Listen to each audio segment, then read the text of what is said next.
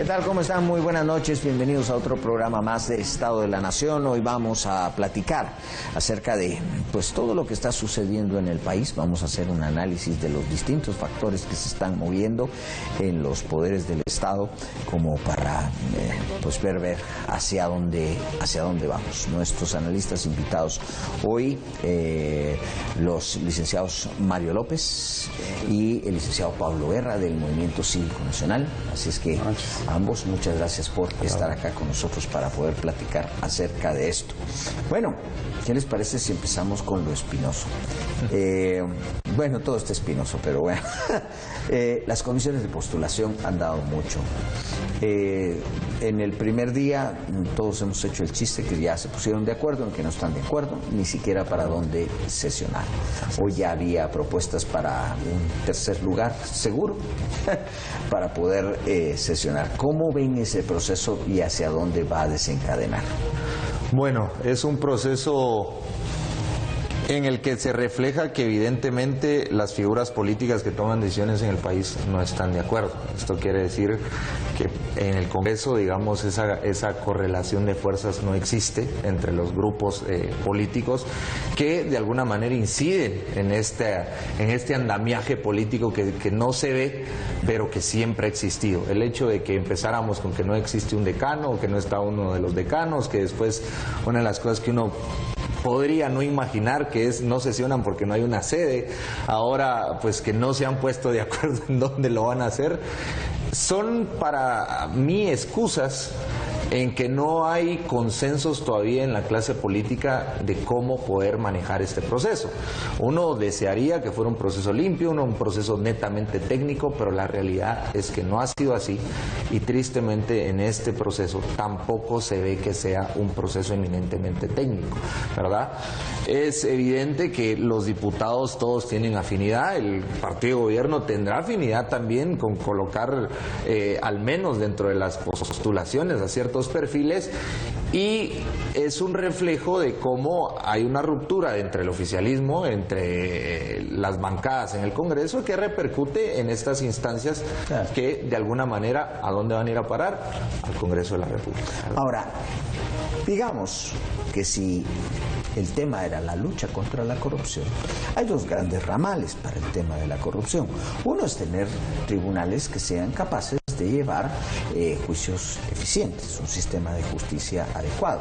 El otro gran ramal es que obviamente no haya mucho dinero a disposición de los corruptos, porque si el premio está ahí, van a seguir saliendo. Parecieran en las dos, la ley de comisiones de postulación es esa fantochada que nos está dando este resultado. Totalmente. Y desde el principio no hubo una sola propuesta para venir y trabajar la ley de comisiones de postulación. El día 1 tendrían que haberlo hecho para que no se diera esto, o por lo menos para que fuera mínimo, y sin embargo no lo hicieron. Y pareciera entonces que todo era un discurso político y no había realmente ganas de trabajar. A este camino pareciera que la estrategia es de dilación y que la Corte actual siga en su lugar por un enorme tiempo. Sí, ese es el mayor riesgo, ¿verdad? Que nos vuelva a pasar lo de hace 4 años y que tengamos una Corte Suprema de Justicia que le toque reelegirse y que siga el tiempo que se le antoja a la clase política que esté ahí, ¿verdad? Justamente eso es lo que nos dan a entender, que están atrasando los plazos, que están atrasando justamente la elección de magistrados, pero como usted bien decía, el poco interés de presentar una reforma a la ley de comisión de postulación, se quejaron tanto del sistema de justicia, pero no hicieron absolutamente nada por cambiar la forma de elegir magistrados, no hicieron ninguna propuesta, sino que más bien se están acoplando al sistema, como tratando de llegar a una negociación que los guatemaltecos no vamos a tener acceso definitivamente, pero pareciera que todavía no se ponen de acuerdo. Eso es lo que nosotros podemos percibir como ciudadanos, ¿verdad? Que están atrasando el proceso cada vez más y que en octubre se deberían de tener ya nuevos magistrados. Hoy ya llevamos casi un mes de atraso. Al 13 de octubre definitivamente no van a estar listos. No vamos a llegar. No, eso es imposible. Pero vamos a esto, si llegamos a esta triste conclusión y no quisieron de alguna manera meterle mano a la ley de comisiones de postulación, pues ya se sabía que unos no lo iban a querer hacer, pero los que llegaban de nuevo, los que llegaban queriendo combatir la corrupción, tenían que haber dado la lucha en ese sentido, o simplemente vamos a tener que... Esto es lo mismo que se ha hecho siempre y va a dar el mismo resultado si es que al caso elegimos corte. Si llegamos a eso, el resultado va a ser exactamente igual.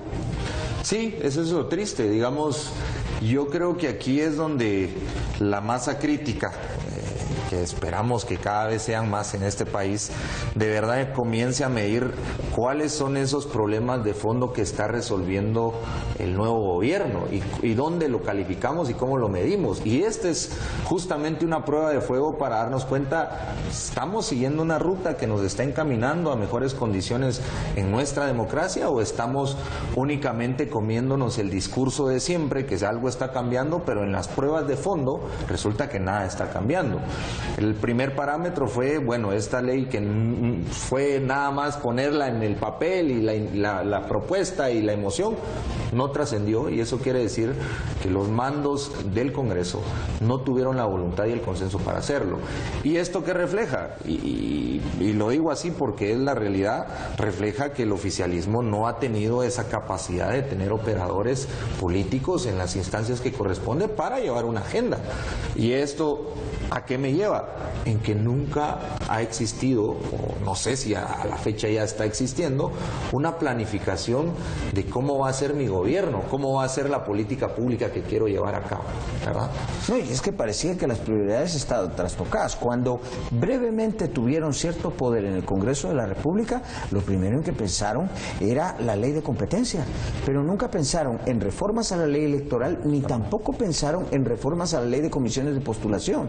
Entonces vamos a ir a la postulación de magistrados de la misma forma, y casi estoy seguro que vamos a ir a la próxima elección con la misma ley y sin hacerle ni un solo cambio. Y la pregunta que nos deberíamos hacer es, ¿realmente permite un sistema de justicia independiente? Porque al final de cuentas todos hablamos de esas negociaciones que tanto Congreso como Ejecutivo están teniendo o deberían de tener, pero que no permiten justamente que el sistema de justicia logre ese objetivo de ser completamente independiente. Es como el hijo no querido del Estado, porque con él hacen lo que quieren y depende del interés de la persona que está al mando. Pero justamente el enfoque que el gobierno central ha tenido con sus políticas públicas de enfocar esa energía en otros temas como la reforma a la ley orgánica del Ministerio Público, el tema de la ley de competencia, que no se han puesto a pensar qué es lo que realmente importa y cuáles son esas victorias que deben de tener para realmente alcanzar esa estabilidad y transformar y hablar de transparencia, de lo que tanto hablaron en campaña y que hoy, al parecer, lo están dejando en manos de los mismos de siempre. Vamos a otra beta importante. Estamos claros que la corrupción, por lo menos de mandos regulares, digamos altos, para abajo, sigue igual. Hace tan solo breve tiempo descubrieron que en el Hospital San Juan de Dios, pues las medicinas para sacarlas las almacenan en el cielo raso y entonces las van sacando. ¿Para qué más dinero? 148.000 millones de quetzales pide ahora el Ejecutivo. O sea, un salto de 117.000 millones de quetzales a 148.000 millones de quetzales, sin venir y ponernos a pensar que acaban de hacer una emisión de bonos que, si bien es cierto, ya estaba autorizada, pero es más plata. Claro. ¿Pero por qué? Si eso es meterle más dinero a algo que sabemos que es el nido de la corrupción. Una piñata. Claro. Bueno, ¿por qué? Porque no tengo una planificación realmente de lo que cuesta y de lo que necesito hacer para poder satisfacer las demandas que me comprometí. Es decir, cuando no tengo una planeación yo puedo pensar muchas cosas y a lo mejor no voy a estar en el camino correcto porque no tuve ese tiempo de decir, bueno, estas son mis metas, estas son mis proyecciones, estas son mis prioridades. Y eso es lo que está pasando. Hoy tenemos la interpelación de salud justamente por un tema de una corrupción sistemática que no se ha sabido resolver, ni hay tampoco una ruta para hacerlo. Entonces, quieren inyectar más capital para ir apagando los fuegos que van surgiendo, pero el problema es que como no hay consensos en ninguna de las instancias, digamos, ejecutivo, legislativo, en este momento, y no hay tampoco resultados inmediatos, esto parece más una forma de poder tener un plan de contingencia a lo que va surgiendo. Es decir, quiero más plata porque si me sale un problema, con eso lo voy a ir reparando. Pero la realidad es que nosotros lo que nos compete ver como ciudadanos y evaluar, analizar y criticar es, bueno, la plata que tenés, ¿cómo la estás usando? ¿Cuál es tu calidad del gasto? Porque también hay que hacer un paréntesis. Los gobiernos anteriores han tenido una ejecución buena en cuestión de que se han acabado el presupuesto. El año pasado con cero calidad de gasto. Sí, pero la calidad del gasto. Ahora, aquí estamos teniendo esos dos problemas, al parecer. No tenemos ni un nivel alto de ejecución, que pues, ojalá lo hubiera y para bien, pero tampoco la calidad del gasto se está viendo reflejada. ¿O en qué está existiendo esa calidad del gasto? Haciendo cuentas, la SAT el año pasado estuvo al borde de llegar a los 100.000 millones de quetzales de recaudación. Y calculan que pongámonos exquisitos, y la SAT va a tener una recaudación increíble y va a llegar a los 110.000 millones de quetzales. Con un presupuesto de 117.000 tienen apenas una brecha de 7.000 millones de quetzales. Pero si saltan a 148.000 millones de quetzales, la brecha es una barbaridad. Sí, y totalmente creo que hay que hacerle la pregunta, ¿cómo vas a respaldar ese presupuesto? ¿Cómo lo vas a respaldar? ¿De dónde lo vas a sacar? ¿Quién lo va a pagar? Que al final es la pregunta que la audiencia se debe hacer siempre, ¿verdad? Como, ¿quién va a pagar ese dinero? ¿Quién va a pagar esa ampliación presupuestaria? Y al final la respuesta la conocemos todos los ciudadanos, ¿verdad? Al final somos los guatemaltecos los que pagamos nuestros impuestos puntualmente y que no estamos viendo resultados absolutamente de nada. Hay un presupuesto establecido, el que tienen vigente, aprobado, pero que no han mostrado resultados ni tampoco eficiencia para poderlo ejecutar. Pareciera que no saben cómo funciona el Estado. Recientemente sucedió lo del tema de las contrataciones del audio del presidente, que deja en duda si realmente conocen la ley de compras y contrataciones. O sea, ahí están los procesos establecidos, sea buena o mala la ley, ahí están, no tenés que saltarte sus procesos. Ese kilómetro 44, pasándonos a otro tema, pero lo salgo siempre a colación, porque pareciera ser el libramiento de Jimmy Morales. Jimmy Morales fue muy criticado. El libramiento, mal que bien, funciona, porque lo que era pasar por Chimaltenango antes era terrible. El libramiento se cae a pedazos cada mes, pero bueno, ahí va. Ahorra tiempo. Sí, ahorra tiempo. Ahora, el kilómetro 44 pareciera ser el libramiento de Jimmy Morales en cuanto a la imagen pública que tiene el presidente y la ejecución del gasto y las prioridades. Y aquí valoro mucho ese comentario porque es tal vez lo que nos tenemos que poner a pensar los guatemaltecos. El hecho de que ese sea el estandarte de gestión que tenga un ejecutivo y que no se haya resuelto es porque estamos mal, porque realmente el mecanismo de ejecución se evalúa con la brevedad, digamos, en que yo resuelvo los problemas. Este liberamiento ya va más de un mes de retraso de lo que estaba programado que se iba a resolver.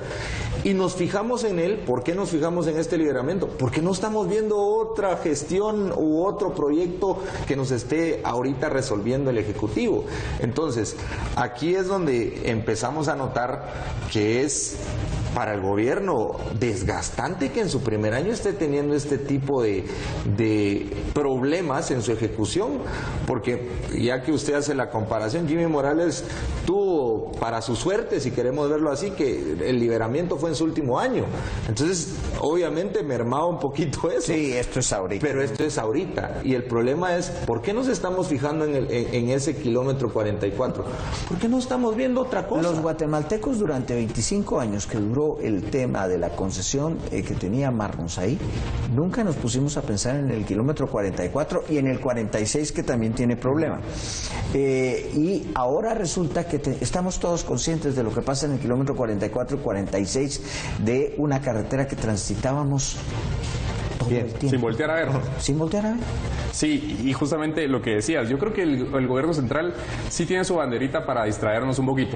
Sabemos que es esa disputa que tienen con el Ministerio Público, cada cierto tiempo la sacan como para desviar un poco la atención, pero creo que ya no le está funcionando al gobierno central esa narrativa de estoy peleando contra la corrupción y por eso tengo que estar en contra de tal persona, sino que realmente los guatemaltecos ahorita sí estamos más conscientes de lo que está sucediendo y que hay una carretera que está haciendo que la economía se esté yendo por los cielos, que los transportistas hoy salieron a decir que van a parar sus labores. Especialmente el de combustible, que es delicado.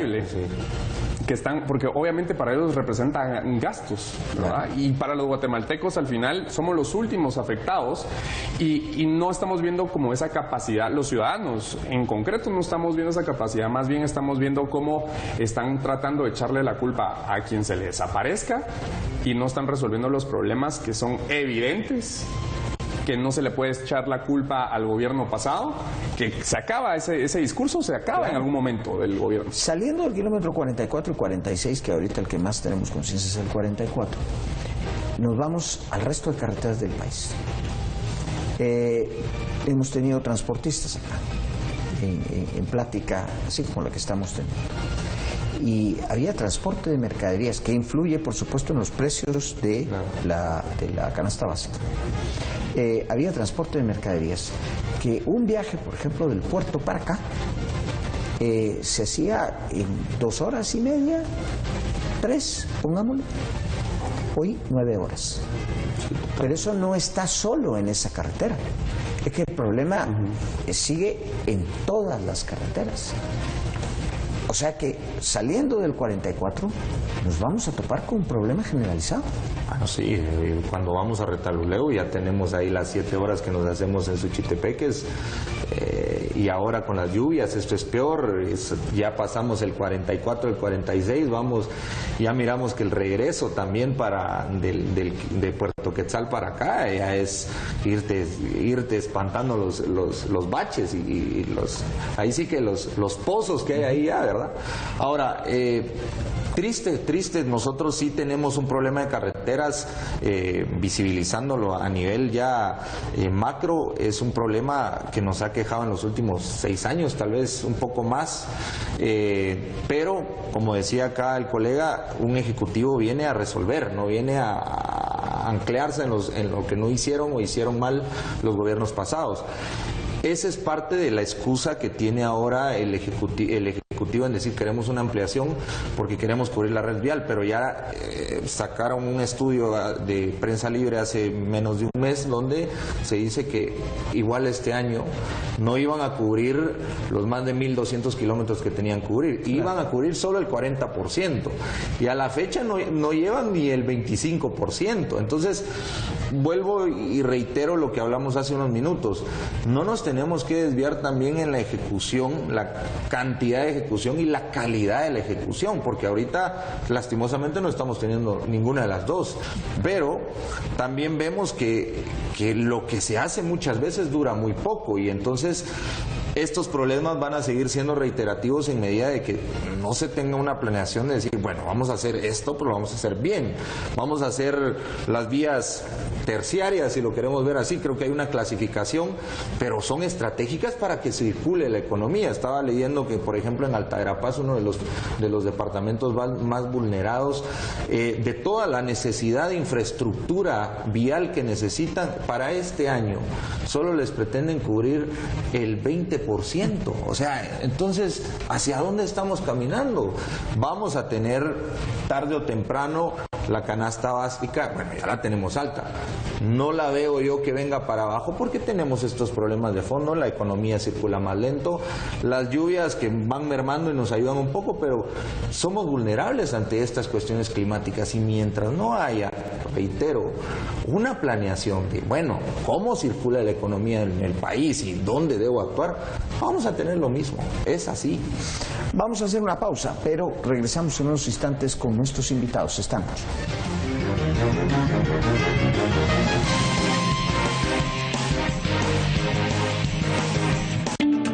Infórmate desde temprano, de lunes a viernes, con el mejor equipo de noticias. La información completa junto a nuestros reporteros que nos actualizan minuto a minuto el acontecer nacional. En Hechos AM, a partir de las 5:45 de la mañana.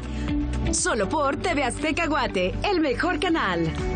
Amigos, ¿cómo están? Soy Fran Cadenas y los quiero invitar a que no se pierdan de todo lo que está viviendo nuestro representante, nuestro guatemalteco en la Casa de la Academia, Cristian Salguero, a través de la transmisión en directo 24/7 y que lo pueden sintonizar por la web play.tvaztecaguate.com a cualquier hora y en cualquier instante. Y por supuesto seguirnos a través de todas las redes sociales de TV Azteca Guate, porque ahí podrán disfrutar de los mejores momentos que está viviendo Cristian Salguero, nuestro guatemalteco, dentro de la Casa de la Academia.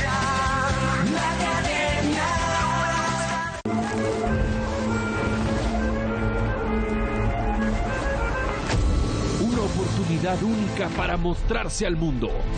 Una destacada participación con una merecida medalla olímpica. Un país entero festejando. Jean-Pierre Brol Cárdenas ha hecho historia al lograr la medalla de bronce en la especialidad de tiro de caza. Foso masculino. Gracias Jean-Pierre Brol por esta alegría tan grande. Guatemala se ha llenado de orgullo. TV Azteca Guate, el mejor canal, te felicita. Este sábado, en Cine Estelar, un enemigo sin escrúpulos planea una venganza brutal y libera un virus mortal. ¿De dónde sacaste esto? Jamás había visto algo así. Lo maravilloso de mis productos es que saben la diferencia entre aliado y enemigo. Reviven a los muertos para utilizarlos como armas biológicas. El capitán Chris Renfield, miembro de una organización contra el bioterrorismo, tendrá que responder al ataque. Y nuestra misión es terminar con él. Esa es tu misión, no la mía. Resident Evil, Venganza. Solo por TV Azteca Guate, el mejor canal.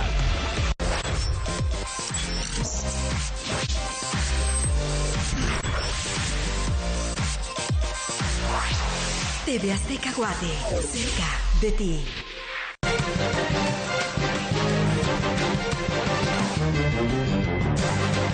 Continuamos platicando con nuestros invitados, Pablo Guerra del NSN y también con nuestro analista Mario López para pues tratar de dirimir esto. Bueno, esto es algo que a ustedes les queda como anillo al dedo porque le han hecho seguimiento. Vámonos al caso de educación y las negociaciones del pacto colectivo. Fuera de la consulta a la Corte, que no sé cuándo la Corte se dignará a responder algo, de si hacen o no público algo que la Constitución claramente dice que es público, ¿cómo va esa negociación del pacto colectivo? ¿Qué se puede ver? Yo sé que de eso hay que hacer un programa aparte, pero ¿qué se puede vislumbrar ahí? Pues rápidamente, en estos últimos 7 meses, en el Movimiento Cívico Nacional nos propusimos destapar el pacto, esta negociación que se ha hecho a puerta cerrada, y nos negaron esa información diciéndonos que estaba bajo cláusula de confidencialidad. Ahí empieza como el porqué y nuestras acciones, ¿verdad? Nosotros pues seguimos todo el proceso administrativo, el recurso de revisión, que es un tema puramente interno del Ministerio. Nos rechazan nuevamente la información diciéndonos que está bajo cláusula de confidencialidad.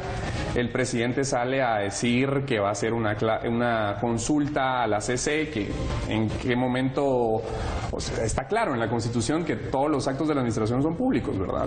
¿Por qué vas a consultar si está absolutamente claro? En este momento nosotros seguimos sin resolver, no nos han resuelto el amparo que interpusimos en la Corte Suprema de Justicia, no nos lo han resuelto, pero nosotros solicitamos las actas de la negociación del pacto colectivo, que esas no están bajo cláusula de confidencialidad, y nos la entregaron. Las negociaciones se empezaron el 29 de febrero, se reúnen todos los miércoles se reúne el sindicato con el Ministerio de Educación, y ahí ya están aprobando artículos del pacto colectivo, ¿verdad? Lo que hemos podido ver es que ha habido discusiones sobre el tema de la publicidad de los actos.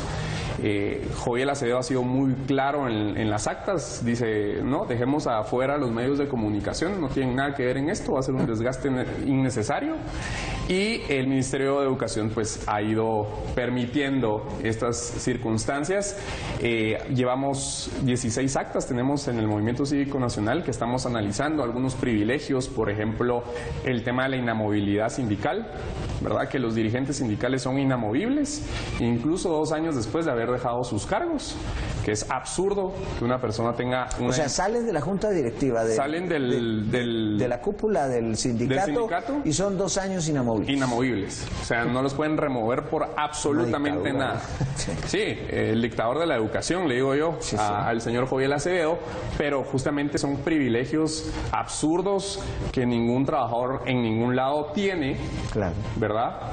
Con los resultados que estamos viendo en el tema educativo también, porque hay que hablar de la calidad educativa. Si bien es cierto, el pacto colectivo es una negociación laboral entre patrono y empleado, este sí afecta directamente al tema de la calidad educativa, porque además las licencias con goces de salarios. Ese es otro tema interesantísimo, porque los que son parte del sindicato del STEC, de Joviel, tienen tiempo completo para ausentarse con goce de salario durante un mes, durante los meses, cada mes. Los que son los de los sindicatos adherentes, que son los sindicatos más pequeños del ministerio, tienen 6 días mensuales para ausentarse de sus labores con goce de salario, 6 días mensuales. ¿Y tienen que poner alguna excusa o simplemente avisar que me voy? Avisar que va a estar haciendo labores sindicales. ¿Quién verifica que están haciendo labores sindicales?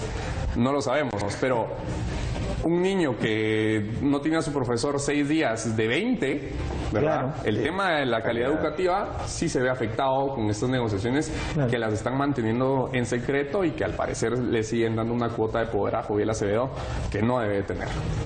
O sea, básicamente el tratamiento sindical que se puede replicar, eso que está pasando ahí, se podrá replicar en prácticamente toda la administración pública, es el mismo.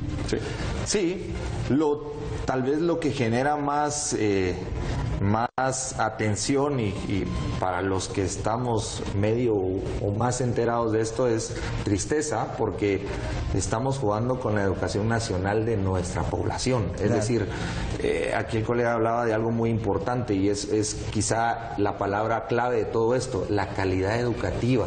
Es decir, yo creo que los guatemaltecos nos importaría poco si lo hacen a puerta cerrada o lo hacen a puerta abierta, si hay calidad educativa, si funciona el sistema, si los maestros están capacitados para la educación que deben darle a los niños, si los niños tienen condiciones.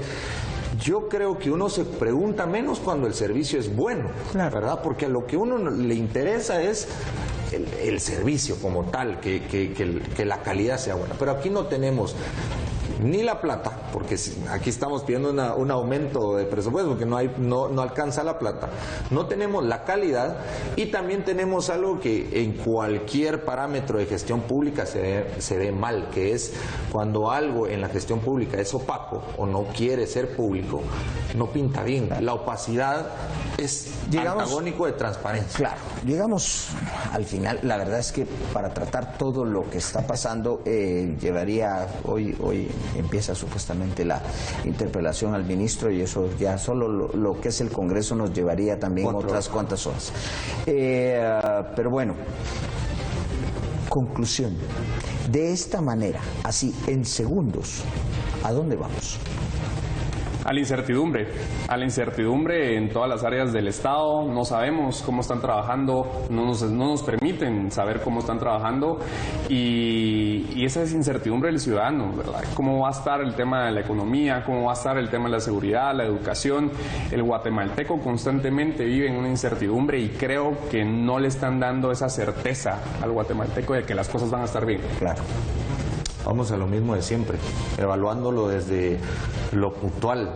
Nuestro sistema de justicia se evalúa y se va a declarar de la misma manera de siempre. Nuestra realidad de país, vial, infraestructura, corrupción, educación, sigue de la misma manera que estaba en los gobiernos anteriores. Es algo que cada guatemalteco tendrá que sacar conclusiones, Pero para mí vamos a terminar este año al menos con lo mismo de siempre. Bien, pues muchas gracias a nuestros invitados, les agradecemos haber aceptado el venir con nosotros esta noche a Estado de la Nación. A todos ustedes, pues les deseo una excelente noche. Pásenla bien.